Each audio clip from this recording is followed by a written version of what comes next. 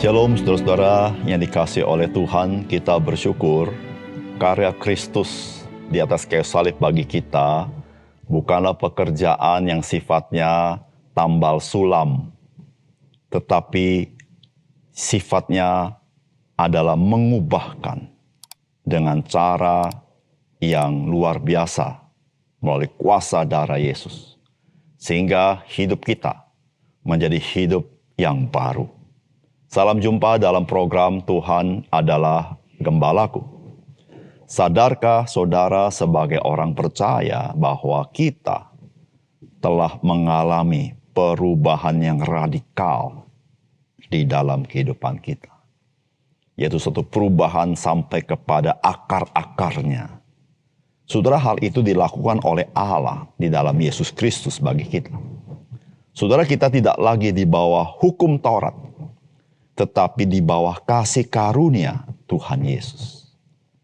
Dan kita menjadi mampu hidup menuruti hukum-hukum Allah di dalam hukum Taurat. Karena kita berada di bawah kasih karunia Tuhan kita Yesus Kristus. Hukum Taurat bukan lagi sebagai penuntut di dalam hidup orang percaya, melainkan sebagai penuntun hidup agar kita boleh mengetahui apa yang berkenan kepada Allah dan kita suka melakukannya. Hukum Taurat bukanlah membawa kita kepada penghakiman dan kebinasaan, melainkan membawa kita kepada berkat-berkat Tuhan dan kehidupan. Saudara, menjadi orang percaya bukanlah menjadi orang yang tidak memiliki hukum atau antinomian atau menolak hukum-hukum Allah. Tetapi menjadi orang percaya adalah menjadi orang yang suka, senang, mengasihi hukum-hukum Allah dan menghidupinya melalui kuasa Roh Kudus. Saudara, mari kita membaca Roma pasal 8 ayat 1 sampai dengan ayat yang ke-11. Demikianlah sekarang tidak ada penghukuman bagi mereka yang ada di dalam Kristus Yesus. Roh yang memberi hidup telah memerdekakan kamu dalam Kristus dari hukum dosa dan hukum maut. Sebab apa yang tidak mungkin dilakukan oleh hukum Taurat karena tidak berdaya oleh daging, telah dilakukan oleh Allah dengan jalan mengutus anaknya sendiri dalam daging. Yang serupa dengan daging yang dikuasai oleh dosa karena dosa, ia telah menjatuhkan hukuman atas dosa di dalam daging. Supaya tuntutan hukum Taurat digenapi di dalam kita yang tidak hidup menurut daging, tetapi menurut roh. Sebab mereka yang hidup menurut daging memikirkan hal-hal yang dari daging. Mereka yang hidup menurut roh memikirkan hal-hal yang dari roh. Karena keinginan daging adalah maut, tetapi keinginan roh adalah hidup dan damai sejahtera. Sebab keinginan daging adalah perseteruan terhadap Allah, karena ia tidak takluk kepada hukum Allah. Hal ini memang tidak mungkin baginya. Mereka yang hidup dalam daging tidak mungkin berkenan kepada Allah. Tetapi kamu tidak hidup dalam daging, melainkan dalam roh, jika memang roh Allah diam di dalam kamu. Tetapi jika orang tidak memiliki roh Kristus, ia bukan milik Kristus. Tetapi jika Kristus ada di dalam kamu, maka tubuh memang mati karena dosa. Tetapi roh adalah kehidupan oleh karena kebenaran. Dan jika roh dia yang telah membangkitkan Yesus dari antara orang mati, diam di dalam kamu, maka ia yang telah membangkitkan Kristus Yesus dari antara orang mati akan menghidupkan juga tubuhmu yang fana itu oleh rohnya yang diam di dalam kamu. Saudara yang dikasihi oleh Tuhan, bagian firman Tuhan yang kita baca ini merupakan kelanjutan daripada pembahasan dari bagian-bagian sebelumnya. Namun bagian ini ingin menekankan sebetulnya perubahan radikal apakah yang terjadi di dalam diri seorang yang percaya kepada Yesus Kristus. Saudara, mari kita mendapatkan pesan firman Tuhan dari bagian ini. Yang pertama, saudara, di dalam Yesus Kristus, orang percaya tidak berada di bawah hukum dosa dan hukum maut, melainkan di bawah hukum roh kehidupan. Saudara, firman Allah berkata begini, demikianlah sekarang tidak ada penghukuman bagi mereka yang ada di dalam Kristus Yesus. Roh yang memberi hidup telah memerdekakan kamu dalam Kristus dari hukum dosa dan hukum maut. Saudara, kalau saya mau terjemahkan secara harafiah berkata demikian. Hukum roh kehidupan telah memerdekakan kamu dalam Kristus dari hukum dosa dan hukum maut. Saudara, bagian ini memberitahukan dengan pasti dan jelas bahwa setiap orang yang percaya kepada Yesus Kristus sudah lepas daripada penghukuman Allah. Sudah tidak lagi di bawah penghukuman Allah. Saudara, Alkitab dengan gamblang memberitahukan sekarang tidak ada penghukuman bagi mereka yang ada di dalam Kristus Yesus. Saudara, mengapa demikian? Karena setiap orang percaya bukan berada di bawah hukum dosa dan hukum maut.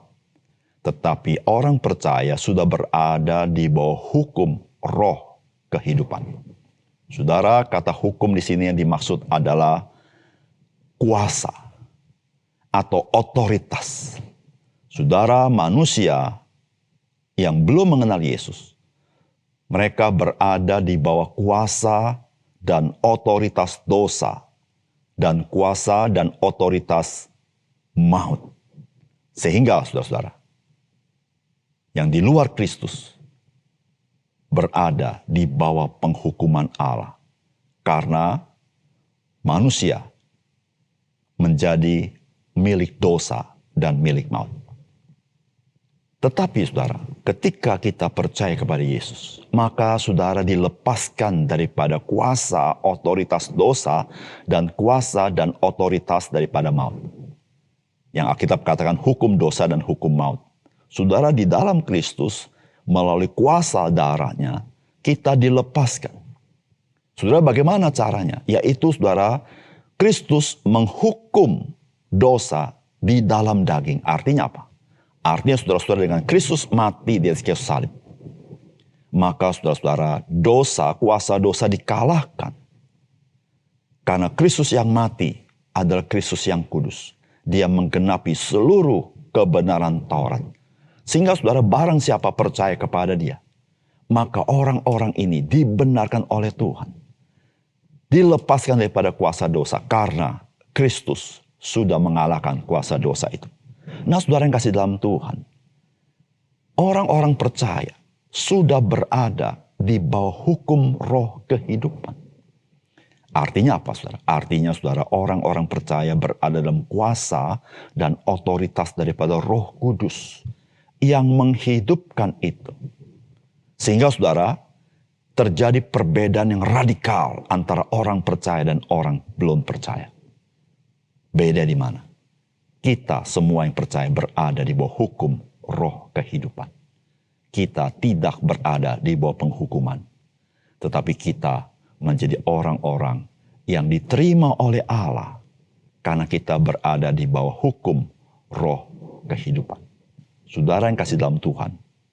Itulah perbedaan yang luar biasa yang terjadi ketika saudara dan saya mengenal Yesus Kristus. Saudara sudah beralih dari hukum dosa dan hukum maut, yaitu kuasa otoritas dosa dan kuasa dan otoritas maut. Saudara beralih, dilepaskan. Sekarang saudara berada di bawah kuasa otoritas roh kehidupan. Sehingga kita tidak lagi menjadi orang-orang yang dihukum oleh Allah. Tapi kita menjadi orang-orang yang diterima oleh Allah. Menjadi anak-anak Allah.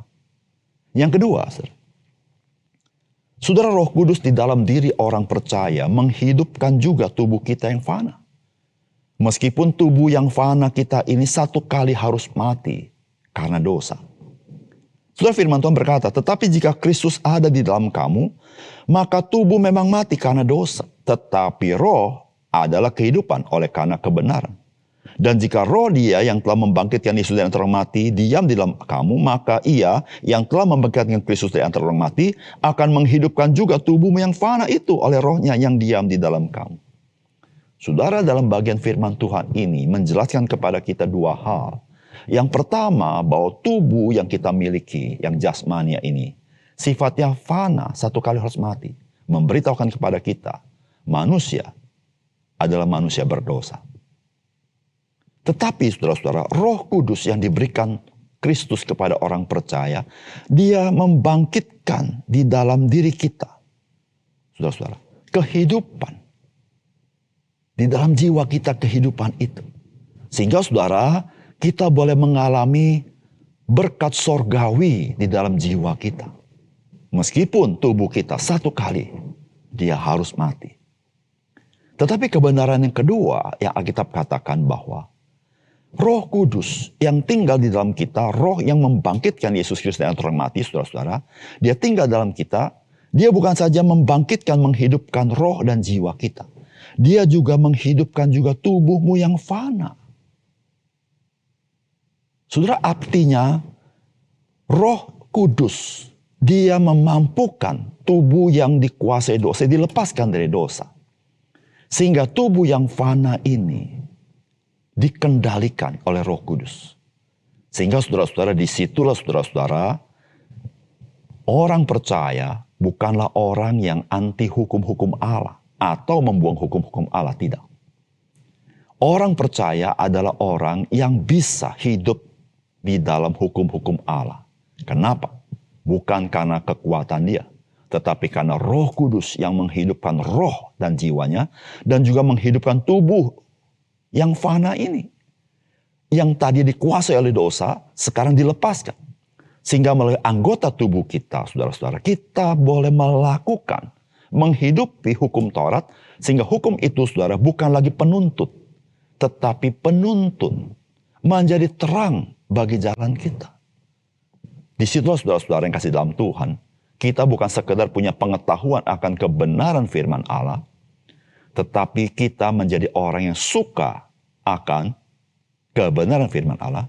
Tetapi bukan hanya suka dan mengasihi, kita menjadi orang yang dimampukan hidup berjalan di dalam kebenaran hukum-hukum Allah. Saudara yang kasih dalam Tuhan, hukum-hukum Taurat atau hukum-hukum Allah ketika diberikan kepada manusia berdosa, itu menyatakan siapakah dirinya. Dia adalah manusia yang dibawa hukum dosa dan hukum maut. Sehingga semakin mereka punya pengetahuan akan kebenaran, semakin mereka tahu diri mereka dicengkram oleh dosa, dicengkram oleh maut. Tetapi saudara, hukum-hukum Allah di hadapan orang percaya merupakan berkat-berkat Tuhan baginya. Dan kehidupan yang Tuhan berikan kepada orang-orang percaya. Saudara, orang percaya ketika melihat hukum-hukum Allah, hatinya sukacita. Karena memang dia rindu untuk menyenangkan Tuhan. Bukan dengan akal budinya saja, bukan dengan rohnya saja, tetapi dengan perilaku kehidupan sehari-hari. Saudara yang kasih dalam Tuhan, itulah perubahan yang radikal yang terjadi ketika orang percaya kepada Yesus Kristus. Satu perubahan yang tidak mungkin dilakukan oleh aturan-aturan apapun, hukum-hukum apapun. Hukum-hukum Allah tidak sanggup mengubahnya. Karena permasalahannya bukan pada hukum-hukum Allah. Permasalahannya kepada masalah di dalam diri manusia yang mati rohani, yang dikuasai dosa, dikuasai oleh maut. Oleh karena itu saudara, kita butuh Yesus Kristus melepaskan kita dari kuasa dosa dan kuasa maut. Dan membawa kita kepada kuasa roh kehidupan yang menghidupkan hidup kita. Mari kita berdoa. Bapa surga, terima kasih untuk kebenaran firman-Mu yang mencelikan mata rohani kami. Mengapa kami perlu Yesus? Mengapa hukum-hukum Allah tidak menolong kami? Meskipun hukum itu baik. Karena kami adalah orang-orang di bawah hukum dosa dan hukum maut. Tetapi ketika kami percaya kepada Yesus, Engkau memindahkan kami kepada hukum roh kehidupan. Yaitu kuasa dan otoritas Roh Kudus yang menghidupkan jiwa kami, bahkan menghidupkan tubuh yang fana kami, untuk melakukan kehendak Tuhan dengan sukacita. Tuhan, terima kasih untuk firman-Mu. Di dalam nama Tuhan Yesus kami berdoa. Amin.